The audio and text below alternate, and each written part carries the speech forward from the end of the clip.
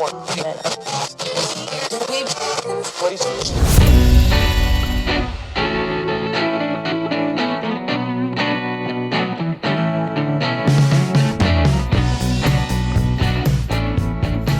matters.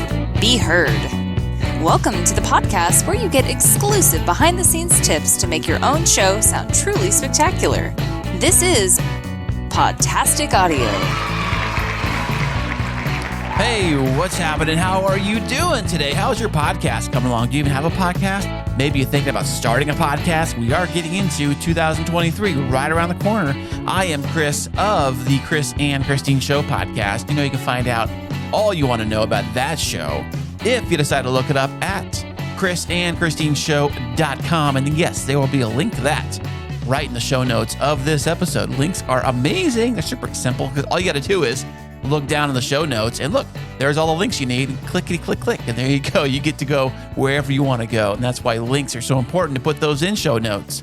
So anyways, today I have a fantastic VIP guest to stop by the studio today via CleanFeed, of course, because I love using CleanFeed because it delivers amazing audio very quickly. In fact, they just won an Emmy about it earlier this year. They won an Emmy for their work with film and movie production work using CleanFeed.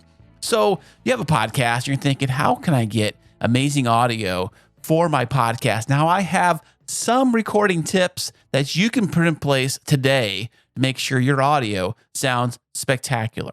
So one of the very first tips I have is you should probably be podcasting with the right equipment. Now, what does that even mean? Well, let's just say don't use your phone or maybe a Blue Yeti microphone turned in the wrong direction in the middle of a noisy outdoor environment or something like that. Make sure you got the right equipment for the job. Basically what it is. You wouldn't go to a racetrack and race, some piece of crap car that you picked up for $200. These race cars are designed for a particular purpose. So probably get the right gear you need for your podcast. That's all I'm saying. But it doesn't have to be expensive. You can get like a basic microphone as long as you know how to use it correctly. The next thing I say here is record in the right environment. Well, obviously not a noisy room. Make sure it's all clean, like a clean room. And then also if it's possible, I know this room doesn't have a lot of sound sucking up material really. It's got it's probably like the worst place to record a podcast because it has solid walls and solid tile floors. But there is some stuff in this room. Like there's a coat rack with some clothing hanging on it. There is a couch / futon behind me.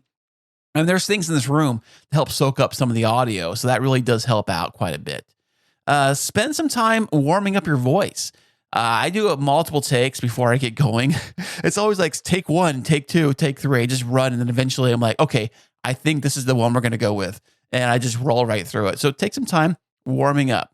Now, if you're doing a group session, one tip they say is you can probably mute out the people that are not talking, like mute their microphones, just so it doesn't pick up any extra background noise. I know it's kind of difficult to do when you're in the heat of the moment, and you're talking, you're discussing, you're like in the whole conversation. It's hard to really like juggle buttons while you're talking or other people are talking. So that's one tip you can use to do this.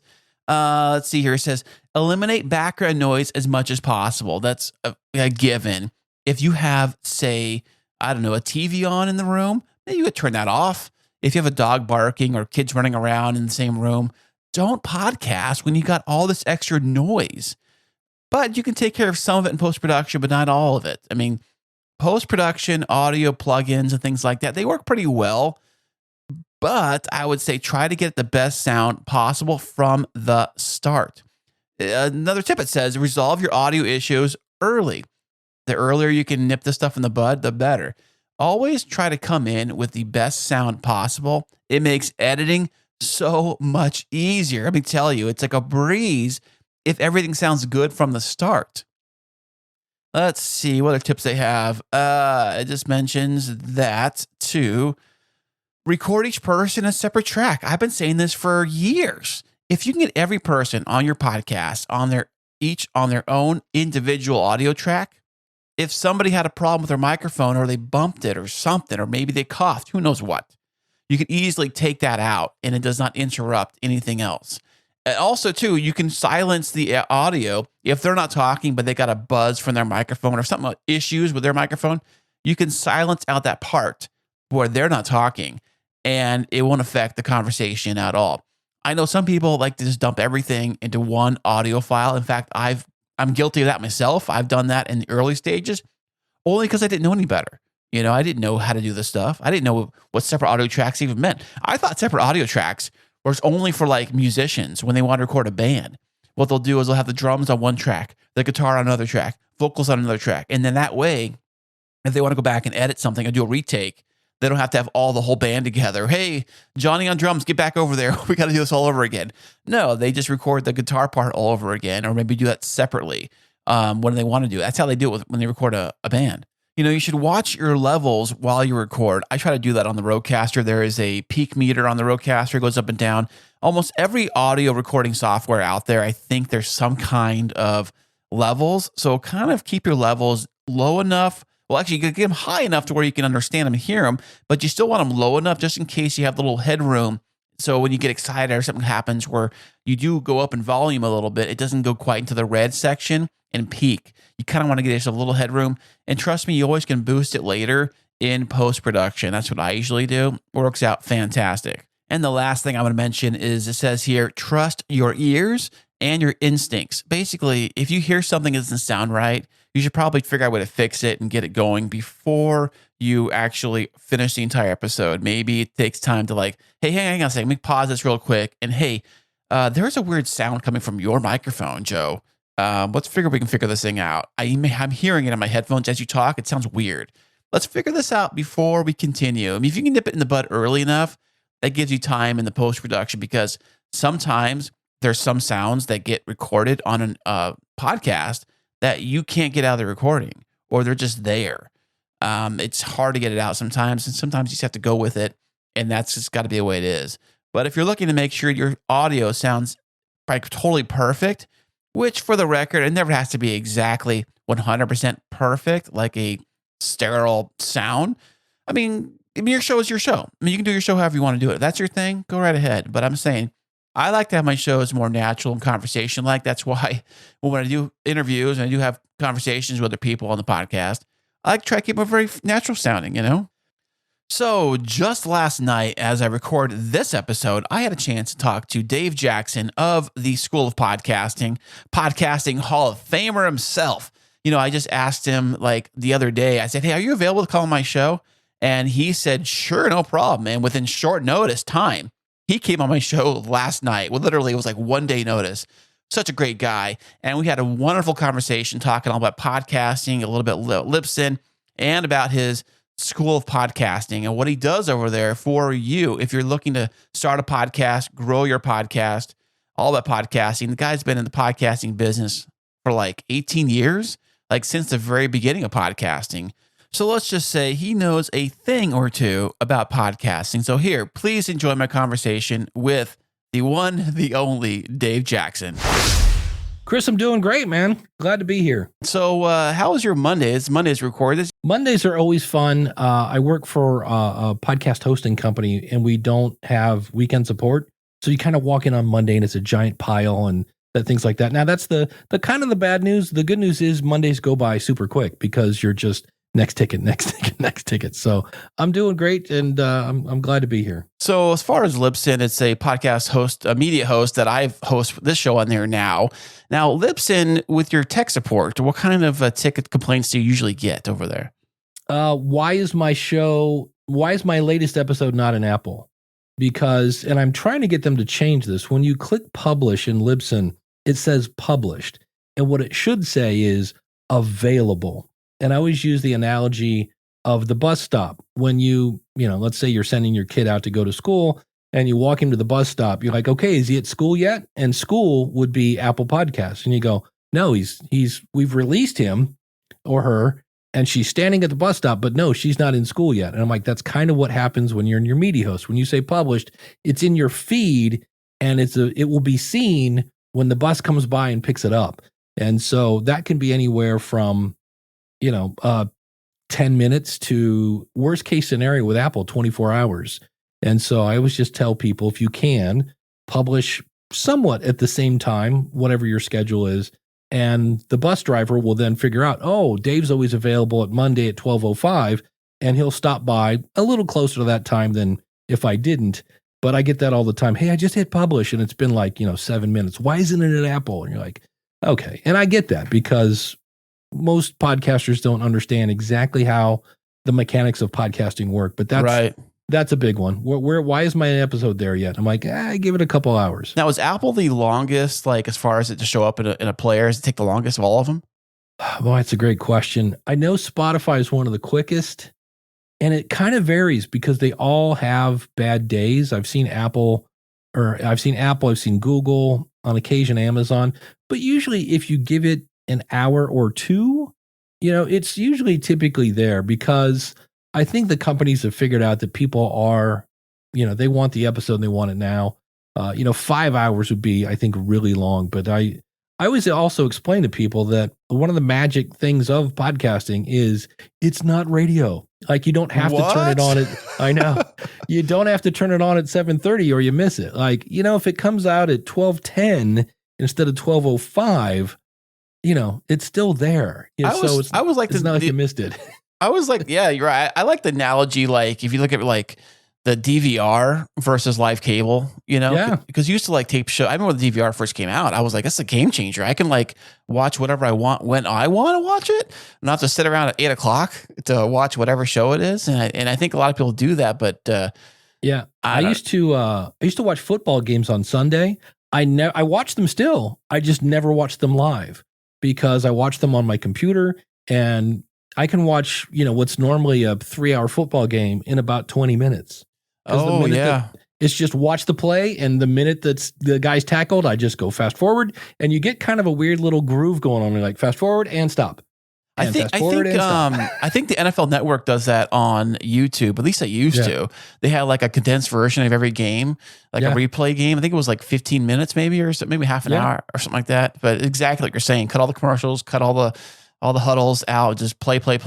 That's it. And that's it. Good to go. So other than that complaint, what's another big complaint you have over Libsyn for hosting? Oh, that's a great question. Probably after that it's usually something like YouTube. And it's where is my stuff? Everybody wants it there. So if it's not on Apple, it's why isn't it on YouTube? And then how do I grow my audience? And that's they ask you that at Libsyn, or they ask you? And that's where you kind of go, that's not really a tech support question, but I will go in then. And this is the one that always makes me scratch my head. And this is really, it's not really a Libsyn thing. It's every media host has a way to make it easy for you to submit your show to different directories. So somebody will approach me and they'll say, hey, I'm trying to grow my audience. Do you have any tips? And I'll go in and I'll see where they've submitted their show to Spotify, and I'll look and I'll see they're in Apple. But I'll see where they're not in Amazon. And I'm like, I think most people have heard of Amazon, and they're not in iHeart, and they're not in, and I'm like, and it takes literally minutes, if not seconds, to submit your show to these. That's always a bit of a head scratcher that I'm like, why are you not submitting your show? And I know that some of them like Ghana and GeoSavin are two apps that are really, really popular in India. And I always want to go, you do know there are two things you should know about India. One, they speak English. And number two, there are a lot of people over there. And so I remember when Ghana launched, I was like, well, I'm going to put my show over there. I don't really care to, it's free. It took me all of 10 seconds. And I get a couple hundred downloads a month from Ghana. Wow. So like, check that out. So, and especially if I'm doing anything medical, yeah, I definitely want to make sure India is well aware of what's going on with my show. Right. Hey, so speaking of Libsyn, I know because I'm on Libsyn now, I'm trying to figure things out, like from going from Anchor. I know you love Anchor so much. Making the jump from Anchor to Libsyn, trying to figure out the different things. Now, one thing I did notice is that you have IAB and /unique stats. What is the major difference? I know other than looking at the size of the number, what's the difference? Yeah, the big one is IAB stats have a little more criteria. The unique values were based kind of on people used to say I'm IAB compliant. Well, it's kind of like saying I'm kind of pregnant. You're either IAB certified or you're not. And so one of the big ones is with IAB, you have to listen to a minute of content. And that's primarily on a website. because if I download your show, well, it looks like I listened to the whole thing because I downloaded the whole episode. So if you're on a platform, if your audience isn't super app, savvy, they might listen to a lot of your show on a website. And so if they click and listen to, 45 seconds and hit stop, that doesn't count as a download. So if you have a lot of people doing that, the unique value might actually count that as a download, and the IEB standard won't. So the IEB standard is typically always lower. And I always just say, for me, I don't want to say it doesn't matter. IEB is really important to people that are doing sponsors, because any kind of large sponsor is going to say, what's your IEB downloads? And they want how many downloads you got after 30 days. Per episode, right? Per episode, yeah. And that's the other one. People love to quote monthly stats. Oh, and the totals too. Yeah.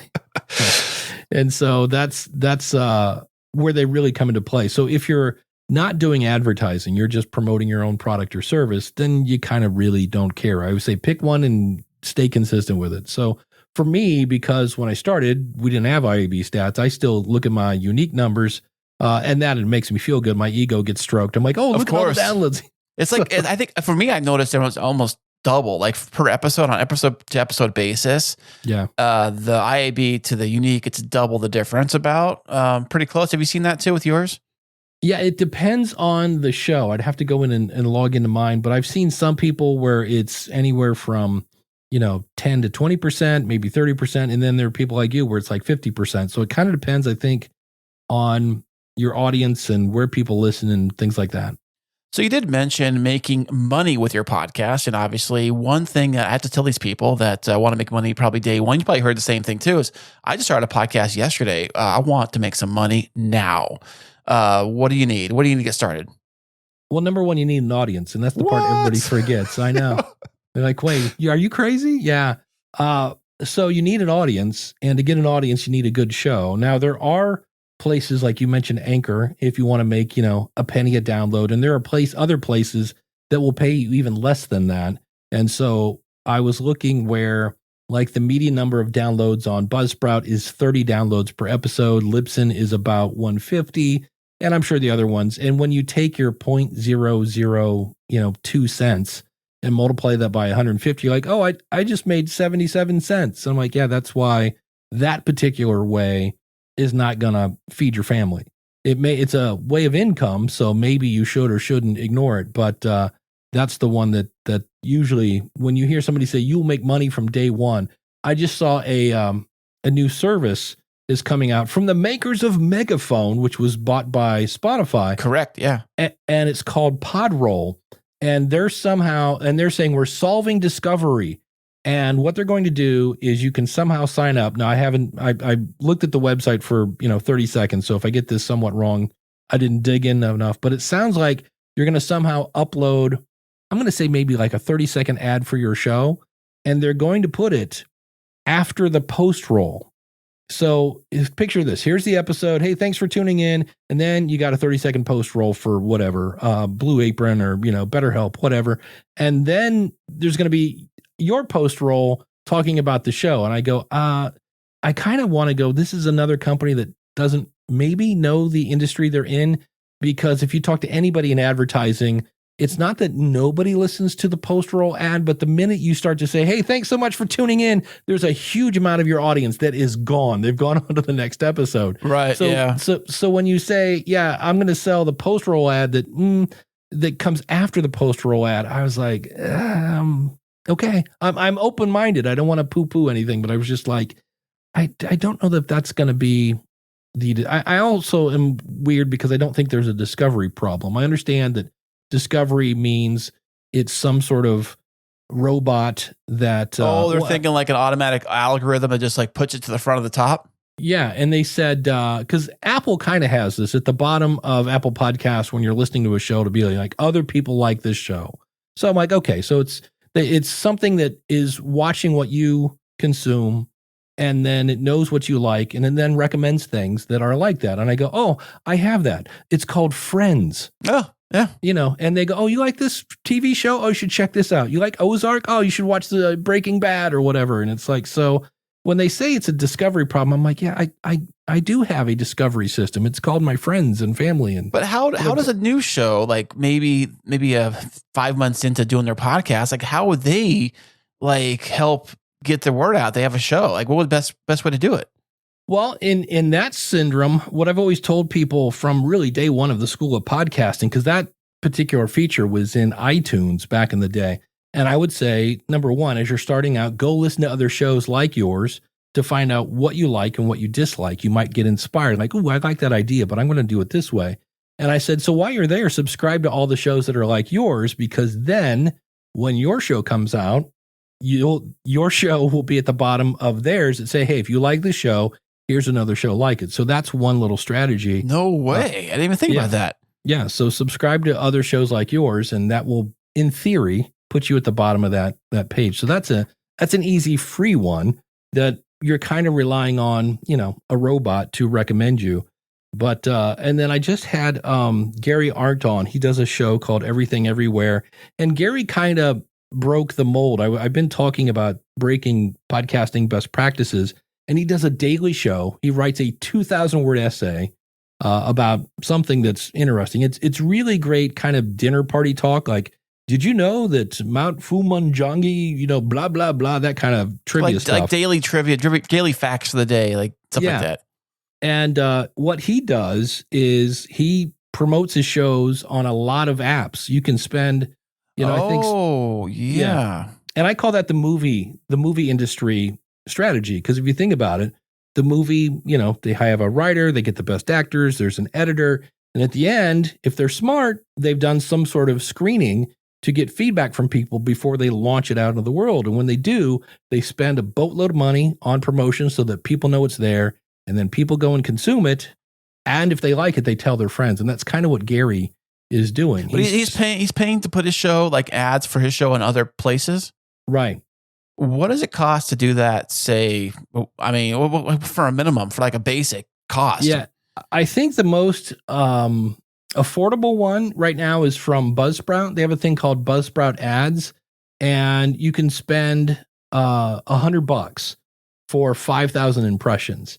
And this is where it's kind of interesting, because some people think they'll run it and it doesn't work. Like when I first heard about this, I scrambled to throw together an ad, and then I put it there and I set up a landing page and things like that. Well, there are many things in that equation. Number one, is your ad good? And when I went back and listened to mine, it was horrible. It was all about Dave Jackson. Dave Jackson does this, and Dave Jackson does this, and you should listen to Dave Jackson. And I was like, yeah, it wasn't about, hey, I understand who you are and what your problems are, and here's how I solve them.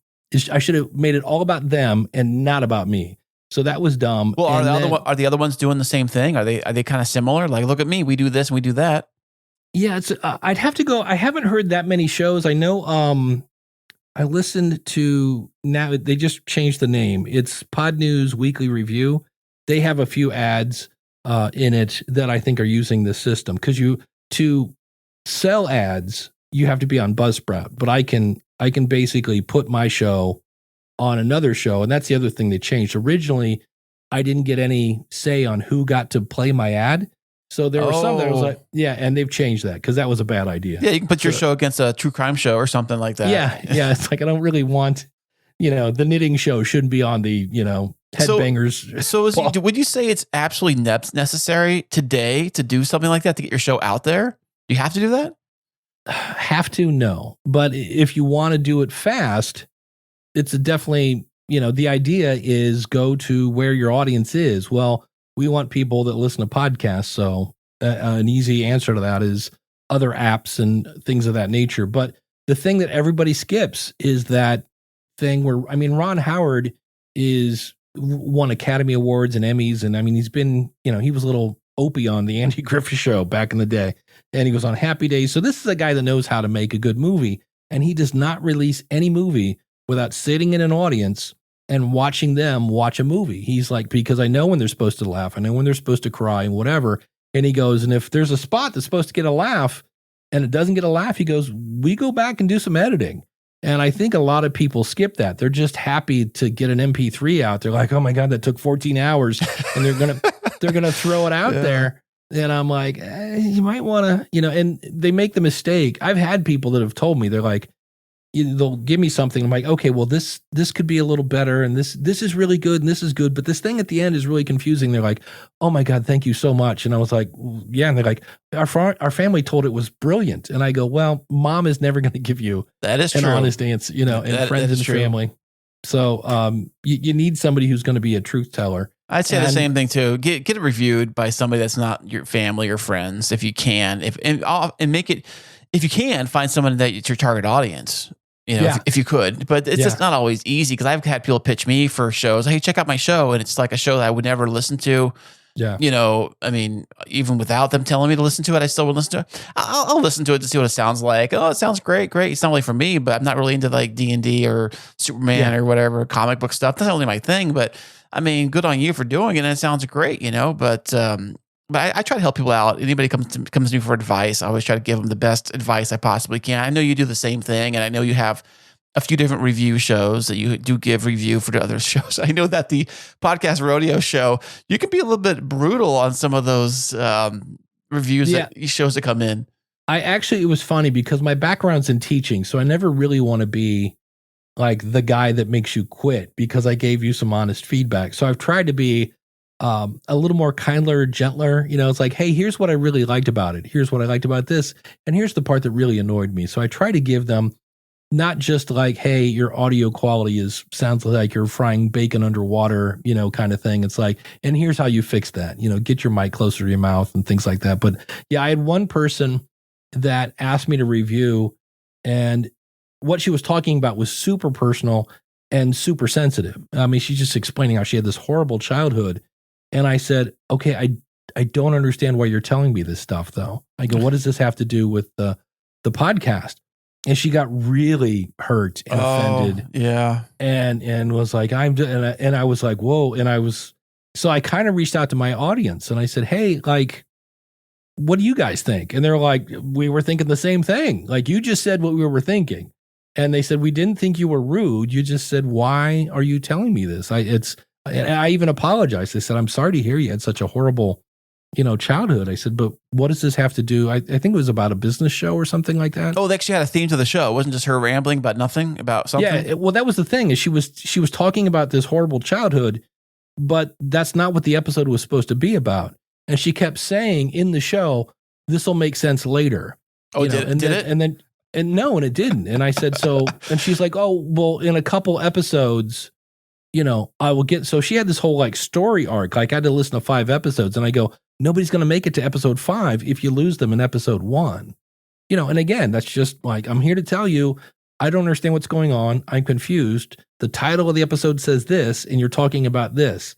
So this is what this is. It's a first impression. I'm like, I'm listening to this going, I don't know what I'm listening to. And I said, and there's just way too much competition to waste my time on 20 minutes of something that I'm not getting something out of it. So that's true. There's a lot of competition out there. So I think people have to really make a good podcast right out the gate. So what would you say, Dave Jackson, in your opinion, what makes the difference between a good podcast versus a bad podcast, in your opinion? Editing. Hands down, editing. And that doesn't mean you have to take out every and every breath and things like that. But I hear so many shows where, especially if you're doing a video show, I heard a show today and they were doing it live on YouTube and you're listening to the audio, which is fine, until they said, oh man, look at that. Ooh, oh man, look, oh geez. And I'm like, and it went on for about 3 minutes of them going, oh, well, that's different. Ooh, I like the purple. I have no idea what they're, So right, that's that. Or when somebody comes up and you take a tangent, nothing wrong with a tangent if it ties in, but when you're like, hold on, it was here a minute ago, and you just, doggone it, I know it was here. And I'm like, that's fine. That's going to happen. Just edit it out. Right. Yeah, I just did one. I had an interview on my last show, and a lot of it was because this was a guy that's been around for a while. So we're just swapping stories. And a lot of times my story would kind of re-emphasize whatever his story was about. So if he was like, yeah, that was really hard, I'm like, oh, I know. And the one time, blah, blah, blah. I was like, okay, well, the audience got it the first time. They don't really need my story. They understand the first part. So I was just cutting me out left and right. So I think editing, being a little prepared, that's that. And I always say the ingredients you're looking for, and how I got to this was for 2 weeks, I think it was 2 weeks, I sat down and wrote down everything I either listened to, watched, or read. And then I would say, why did you listen, watch, or read that?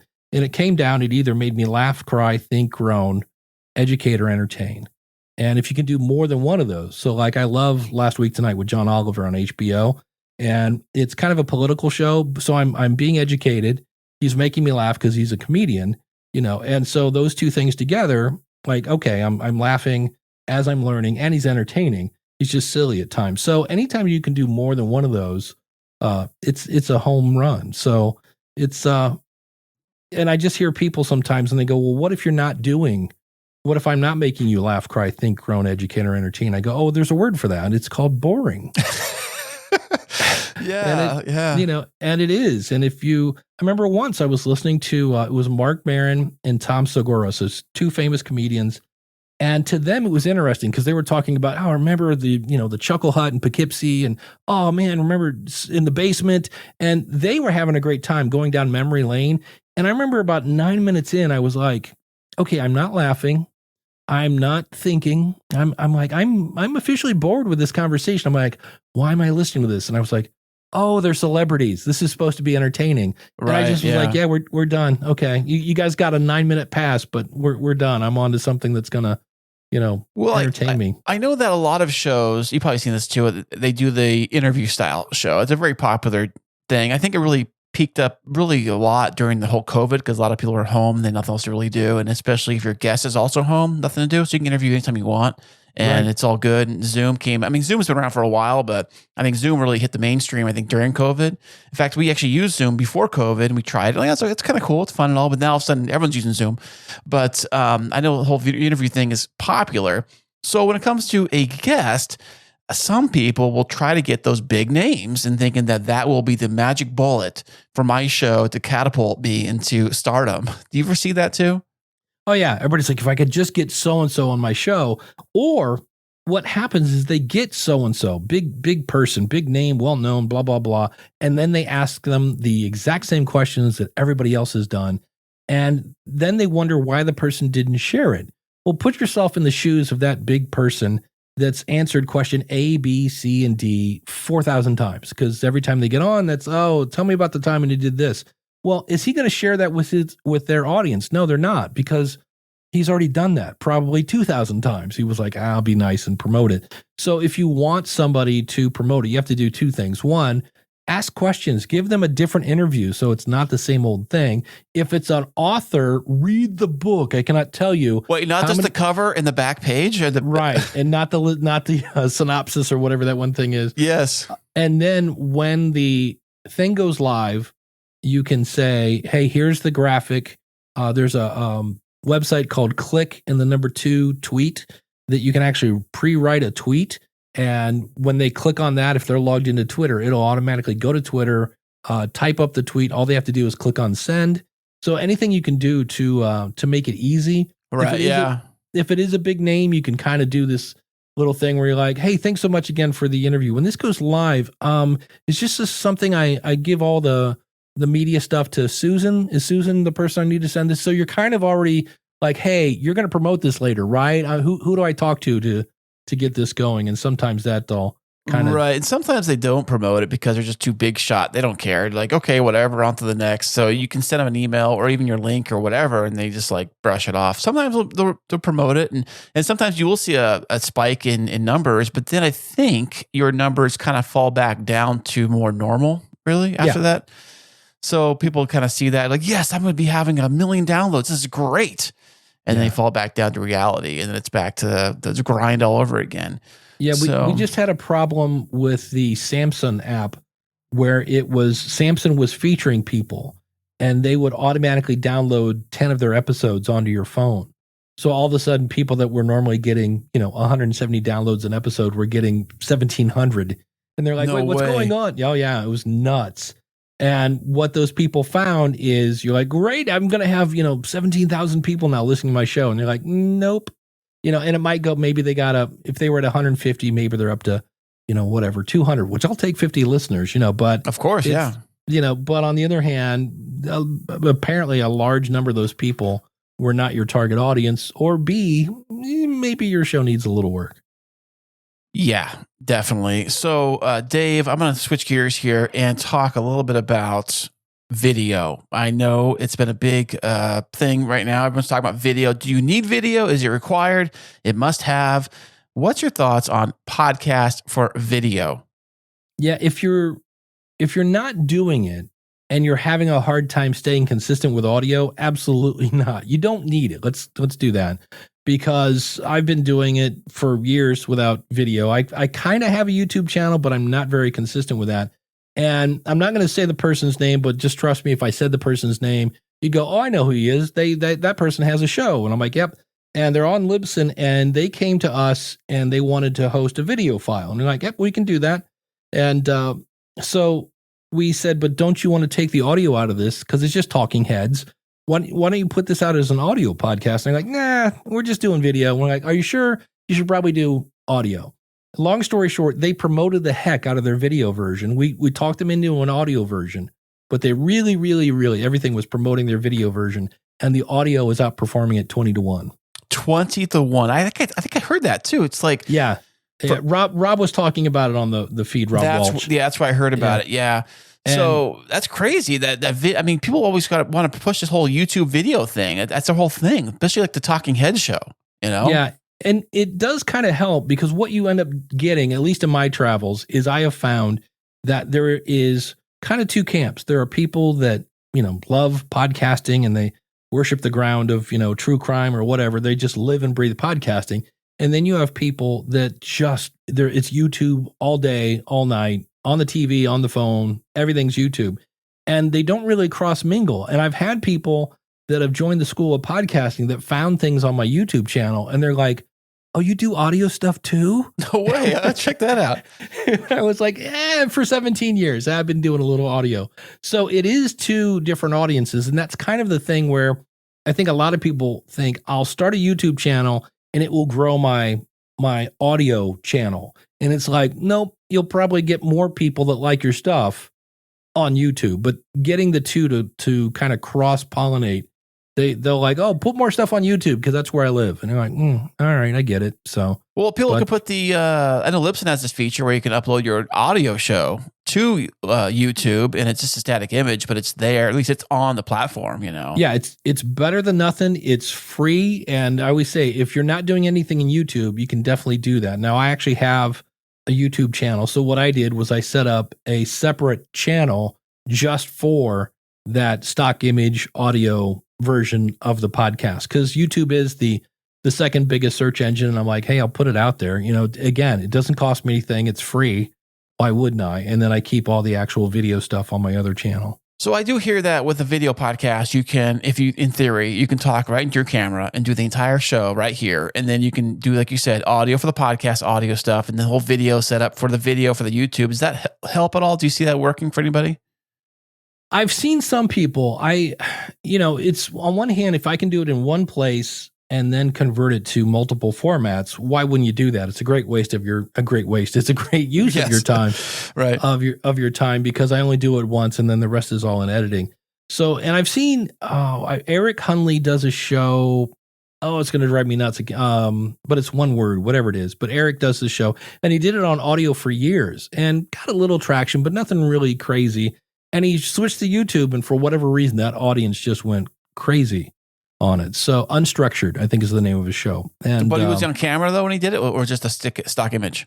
I think. Oh, the stock image. I don't know anybody that's taken off. I think everybody else is like, I get 20 downloads of their views of that or whatever. I don't know anybody that's really taken off. But no, he switched from. I think he still does the audio, but he's a guy that now does his show as a YouTube channel. So he kind of switched. He used to do audio and put it out as a static image. And now he's like, hey, I'm doing the video thing, and I'll take the audio from that and put it out as a podcast. Yeah. Well, I think video, YouTube relies on actual video, like showing me something, Yeah. And the thing I noticed about YouTube is that I don't know if it's something to do different with podcasting or different podcast players, but with YouTube for sure, is that when you're watching YouTube, YouTube gives you choices to the side column of other things very similar to what you're watching and things you like. So YouTube's very good at keeping you on the platform. And I don't think I've ever really finished a video on YouTube. I've always gone to the next thing because, oh, that looks kind of cool. Let me click on that. And then you watch that for a while. I'm bored. And you go to the next thing. But in a podcast player, it doesn't really happen like that, does it? Because you're not looking at it, right? No, it's usually, that's number one. I hit play and it goes back in my pocket. And so I use in the past, I've used Overcast. I recently switched to Cast-O-Matic, and I make what are called smart playlists. So I listen to just about every podcast about podcasting. And then I have a playlist that's called, you guessed it, podcasting. And so I've just said, hey, when so-and-so has a new episode, put it in this playlist. So I will just hit play, and then as I'm walking, I might hear, the new media show, and then it's the grow the show, and then it's your show, or, it just goes to next, to next, to next. So that's, but that's because I searched for those shows, or I knew about them, or they came up on my radar, or things like that. And that's what's always kind of fun, because that particular podcast about podcasting is a genre that has a lot of people jump into that pool, and a lot of people that are like, oh, this isn't as easy as I thought it was going to be. Well, I just make it look easy, man. That's how I do it around here. I'm running 2 shows and a full-time job, and it's, but I have fun doing it. That's the thing I always say is I always put the fun as the forefront of podcasting. No matter what you're doing, have fun. If you're not having fun, then it becomes another job. And I mean, who loves their job? That's why I look at it too. And I know that you start making money using your podcast as a revenue tool, then you start thinking about how much money can I make, and the different charging this and charging that and all that stuff. Hey, speaking of ads, I was going to ask you is that I think every podcast player has got a skip button on it, right? Yep. Versus like audio, versus radio, because radio you can't skip, because radio, the commercial comes on, you're stuck hearing it unless you change channels, and then there's another commercial on that channel. So what do? But I think like I just always kind of thought of why the ads? Because I can just hit a skip button on my truck or in my phone. I mean, with YouTube, you have to wait until it gives you the permission to skip an ad. Do you see people I mean, I just don't get the whole ads with the podcast. You know what I'm saying? Well, there's a friend of mine, Neil Headley. He does a podcast called The Voice Inside My Head, and head is spelled H-E-D because his last name is H-E-D-L-E-Y. And he's got probably 20, 30 years in radio, and more importantly, advertising in radio. And he said a lot of people are just putting in advertising because they're like, hey, here's, something from some company that kind of relates, but not really, until I come back and give you more stuff, is really what we're kind of saying. And he's like, people need to remember that advertising used to be content. We used to talk about commercials. The plop, plop, fizz, fizz, and where's the beef, and all these other, the other day, a commercial came on about Santa, and I thought it was the old, and I'm really dating myself, this is like early 70s, but there was a Norelco commercial where Santa was driving around this little Norelco razor. I was like, oh my God, I think that's, then I was like, nope, but I remember that commercial. And so in podcasting, it just seems like advertisements are just, here's some bullet points about something, you use my promo code. And they're not very entertaining. So I'm trying to do a little more of that. But in terms of skipping, if you go into Apple Podcasts, they have a place. If you go into podcasts with an S, podcast.connect. Nope, I said that wrong. Podcastconnect.apple.com. In there, you can go in and look at your episodes and see how far people listened, which everybody goes, oh man, that'd be great. And then you go, wait, they're only listening at 48%? You're like, yep. Oh yeah. And I can see exactly where my ads are, because all of a sudden there's this little just droop, and you can tell that's where people went, all right, hold on, click, and then there are certain apps that I can say on a per show basis. Like I know Conan O'Brien, I start the show about 7.5 minutes because he just talks to his assistant and blah, blah, blah. And it's an interview show. I want to get to the guest, and he's just, dropping better ad or better health or whatever commercials. I'm like, start that at the 7.5 minute mark. So, they work for really big shows.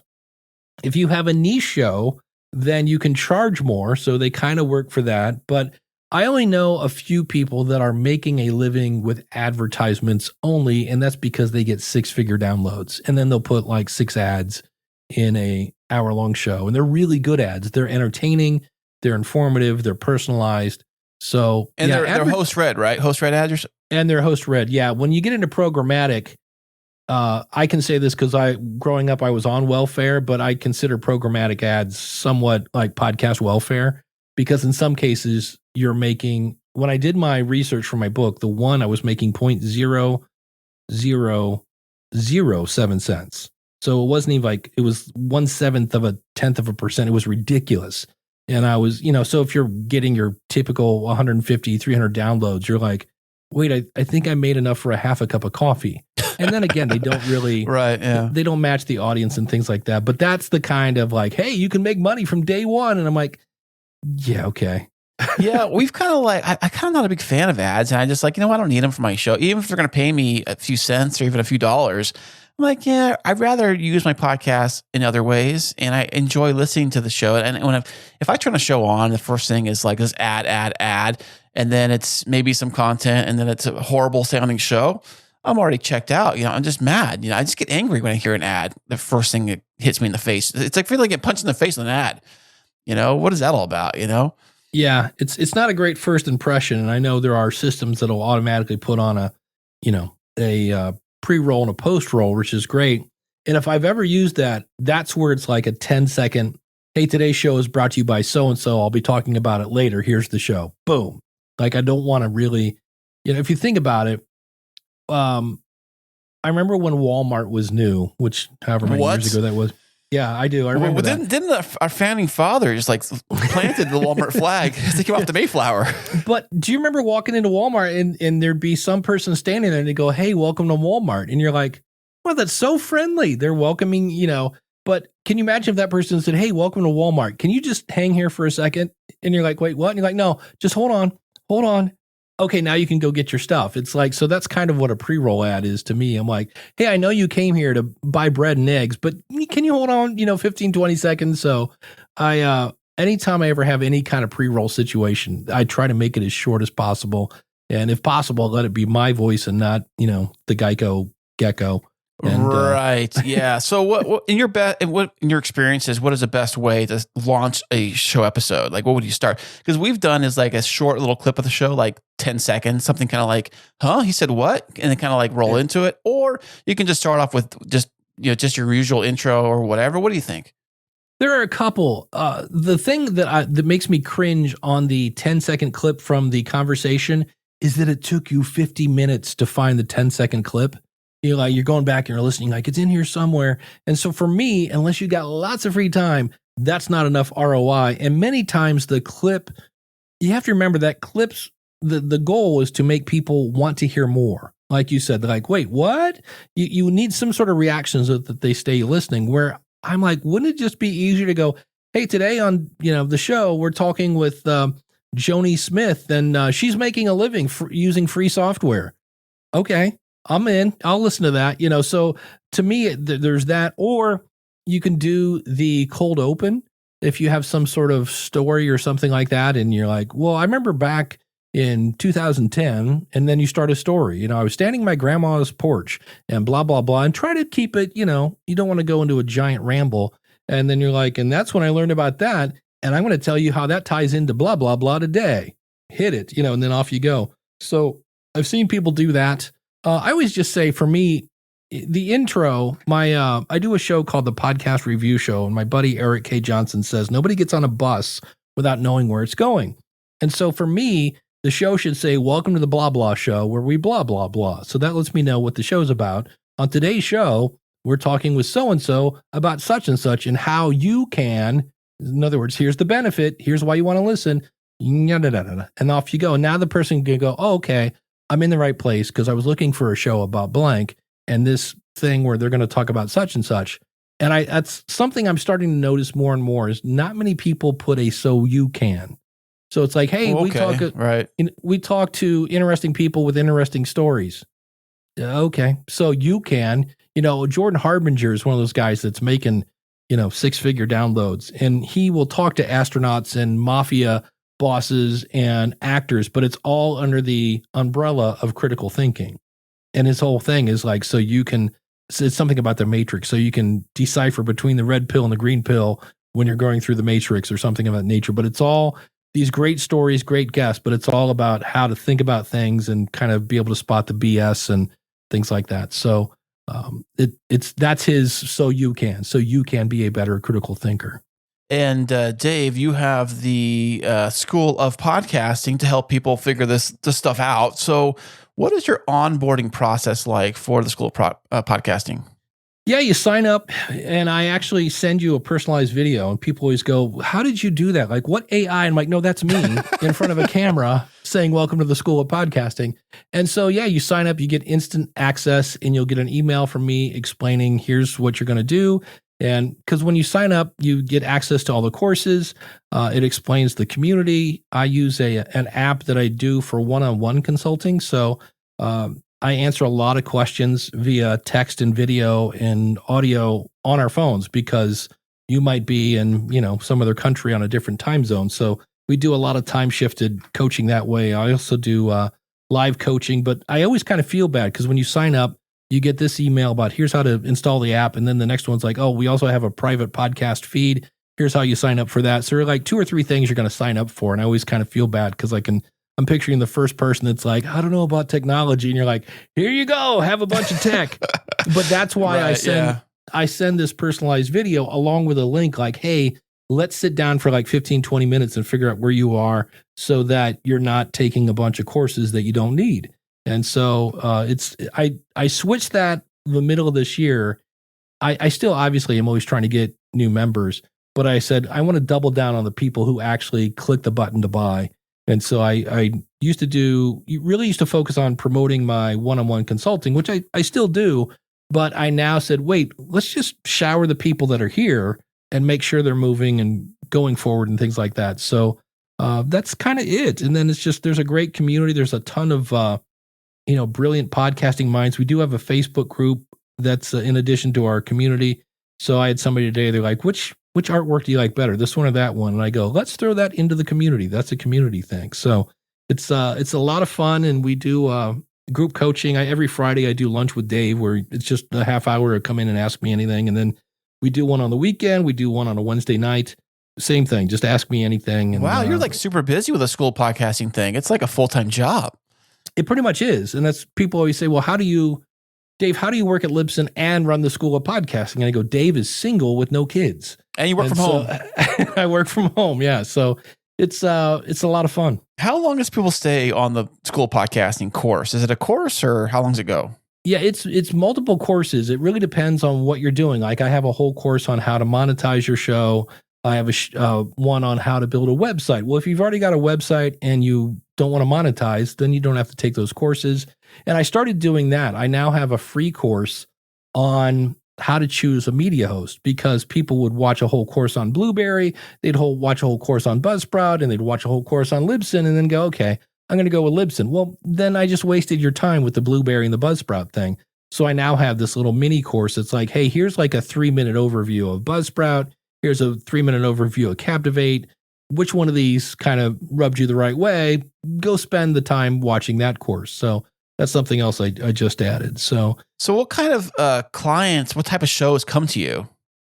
It varies from the 32-year-old entrepreneur who wants to launch a coaching business and they've got some experience from working in the real world, for lack of a better phrase, and now they want to transfer that to a coaching business. So I've got that kind of younger person. The thing that surprised me, I have a fair number of empty nesters that are boomers. And so these are people that have a ton of experience. Their kids are off to college or married or whatever's going on, and they have something to say, and they're seeing things. And they're also in some cases thinking of, hey, I kind of want to have a side hustle because I'm probably going to retire in a few years, but I don't want to completely retire. So I'm going to build the well before I'm thirsty. And so they start a podcast. Yeah. And so that was the one that surprised me. I have one member named Zeta Christian, and she's in her 70s. I think I'm allowed to say that. And I love her to death because so many people are like, ooh, technology scares me.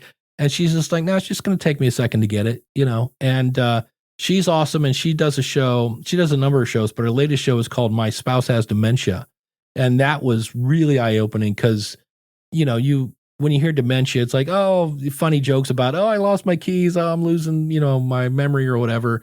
And it's a horrible disease. And it's one of those things when people listen to that show, especially other people that are the caregivers for your spouse, they're like, yes, I thought I was the only one going through this, torture. And so she's grown a great community over there. But, if somebody looked, you're like, wait, you have a 70-year-old-ish, podcaster. I'm like, yep.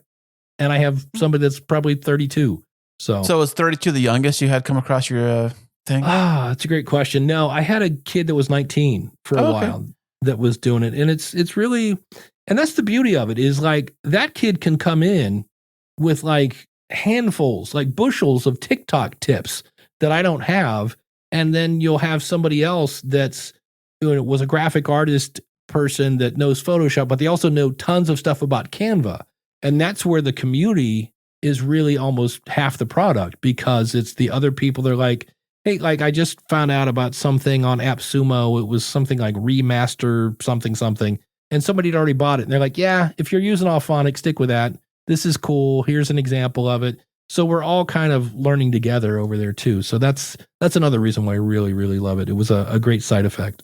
Have you ever had any of those, I guess the two guys, one brain, with one mic drinking shows come across School Podcasting?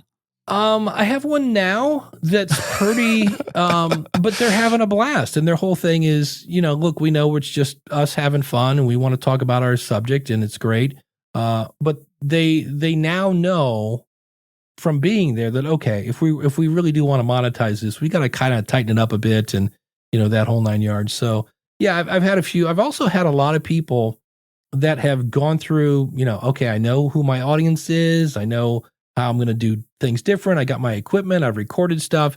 And now it's time to publish something. And I've seen a lot of people just disappear. They're still members of the School of Podcasting, and I'm still sending them videos going, what happened? I'm here to help. What's the last thing I have is you were getting ready to record episode 1 and they just ghost me. It's really bizarre. But it's that fear, it's imposter syndrome is what a lot of people think. They're like, oh, well, nobody's going to listen to me, or I'm going to look stupid. And I would just say, I'm not going to let you look stupid. But it's interesting. Not a ton of people, but I've had people that have been really excited. I mean, they're like, I can't wait. This is going to be so much fun. And all right, first hurdle, second hurdle, third hurdle. All right, let's get that first episode out. And all of a sudden, poof, they just disappear. So now that just seems weird, like, I mean, I don't know, maybe because for audio for me feels so comfortable. Like I can talk, Right. No one can see me. It's great. But when you get into like maybe video, I think that's where it gets a little scary because when I'm on video, I'm like all self-conscious, looking in the camera and the lighting and making sure the background looks great and what's behind me in the shot and whatever, what am I wearing, all that stuff. But when it's audio, I think it strips all that away. You don't have to worry about it so much. That's why I love podcasting. It's weird. I know when I was married, my ex-wife and I did a show, and she was always worried about what she was going to say. And I go, nobody knows it's you. Like, they know it's some woman named such and such. And I go, and she's like, yeah, but if somebody hears it, I go, let me show you my stats. They're like, no, there are 4 billion people in this world. We've got, 128 people listening to that episode. I go, it's not something to worry about, but it's something that really bugged her. They're all worried. We always think about the audience, but it's the audience. I go, the audience is going to come in about 3 years. I go, in the meantime, just keep working on your craft. So it's always kind of fun that way. I would say have fun. Like I've always had fun with this show and the other show. I have a blast. And like last night we had a show. We had 3 people in this room and we had so much fun recording. And it was so fun talking about what not to buy your husband for Christmas this year. And it's just so fun. Like, oh, I've gotten those gifts now I think about it. So like clothing was a gift idea on there, not to get your husband. Like I always like it when my wife buys me gifts because I'm like horrible with the design. Most guys are, they can't figure out what to buy themselves, So it's just a fun time. And I love having fun with a podcast. And this has been so much fun having you, Dave, on this show today, man. I really appreciate it. Oh, Chris, thanks for having me, man. It was a blast. So Dave, everybody can find you at, what is it? The schoolofpodcasting.com, right? Yep. That's the place to go. And you've got everything there. You can subscribe, you can join the newsletter, you can, sign up and get access to the courses and all the coaching and all that other fun stuff. It's all there at schoolofpodcasting.com.